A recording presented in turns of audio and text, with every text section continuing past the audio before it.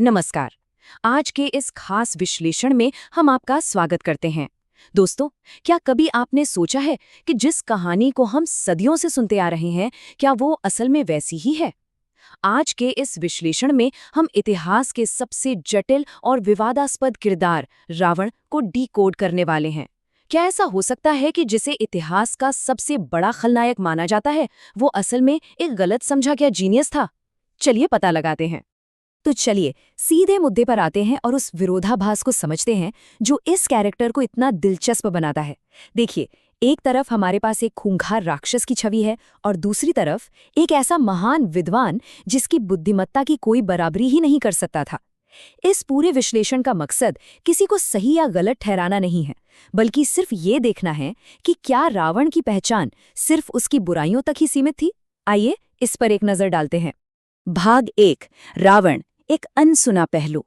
महर्षि पुलस्त्य का पोता और ऋषि विश्रवा का बेटा होने के नाते उसमें जन्म से ही एक ब्राह्मण और एक राक्षस दोनों के गुण मौजूद थे। ये कॉम्बिनेशन ही उसे इतना खास बनाता है। अब रावण का नाम आते ही हमारे दिमाग में 10 सिर वाले दशानन की इमेज बनती है ना? वाल्मीकि रामायण जैसे प्राचीन ग्रंथों में इन 10 सिरों को बिल्कुल भौतिक रूप में बताया गया है।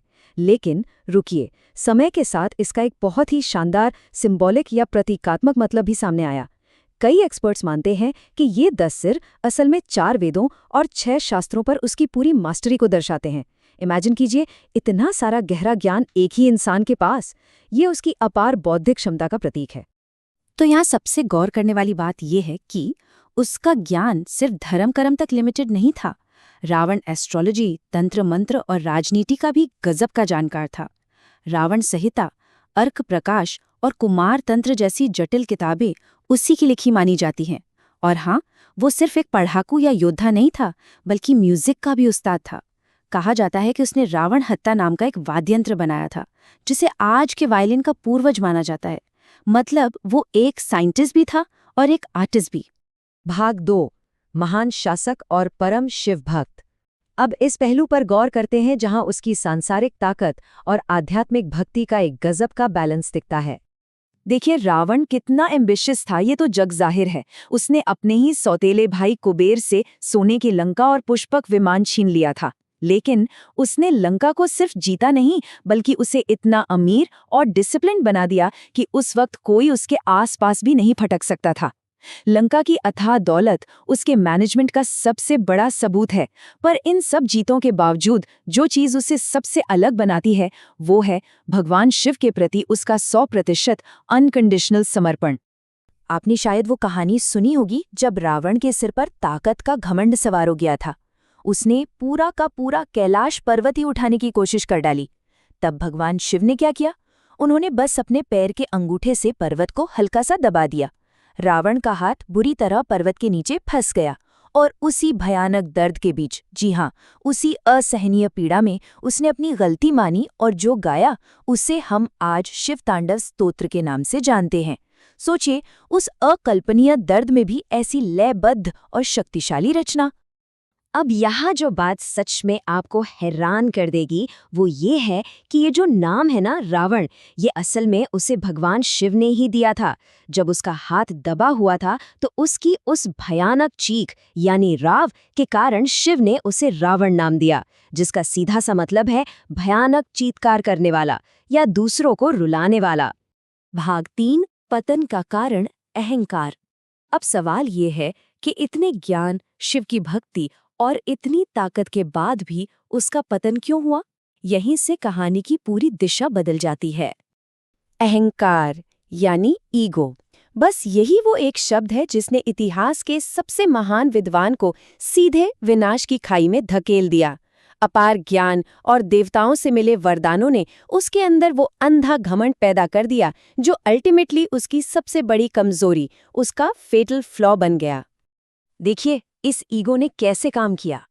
रावण ने ब्रह्मा जी से वरदान मांगा था कि कोई देव, दानव या यक्ष उसे मार ना सके। वो खुद को अमर समझने लगा। पर इस ईगो में उसने इंसानों और वानरों को इतना तुच्छ समझा कि उनसे सुरक्षा का वरदान ही नहीं मांगा। यही उसकी सबसे भारी भूल थी। और इस अहंकार की चरम सीमा तब आई जब उसने ताकत के नशे में धर्म की हर मर्यादा को तोड़ दिया और माता सीता का अपहरण कर लिया। उसका सारा ज्ञान उसके अहंकार के नीचे दब चुका था। और ये पॉइंट बहुत ही शानदार तरीके से एक बहुत बड़े मिथ को तोड़ता है। हम अक्सर सुनते हैं कि रावण ने सीता जी को अशोक वाटिका में रखा, पर कभी जबरदस्ती छूने की कोशिश नहीं की, तो शायद वो बहुत संस्कारी था। लेकिन उत्तरकांड में एक अलग ही कहानी है। अप्सरा रंभा ने रावण को श्राप दिया था कि अगर उसने किसी भी स्त्री को बिना उसकी मर्जी के छुआ तो उसके सिर के टुकड़े टुकड़े हो जाएंगे। तो असल में उसका वो संयम उसके अच्छे कैरेक्टर का नहीं बल्कि मौत के खौफ का नतीजा था। भाग 4, कहानी का दूसरा पहलू। अब वाल्मीकि रामायण के अलावा कुछ क्षेत्रीय और लोक कथाएं भी हैं। ध्यान दें, ये मेन स्टोरी को रिप्लेस नहीं करती, लेकिन रावण की लेगेसी में एक बहुत ही गहरी पेचीदगी जरूर जोड़ देती हैं।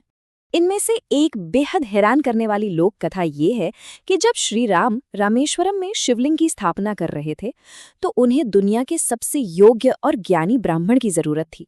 और आप जानते हैं उस वक्त वो ब्राह्मण कौन था? खुद रावण। कहा जाता है कि श्री राम के बुलाने पर रावण ने आकर एक पुरोहित के रूप में वो पूजा संपन्न करवाई, और तो और उसने राम को युद्ध में विजयी होने का आशीर्वाद भी दिया।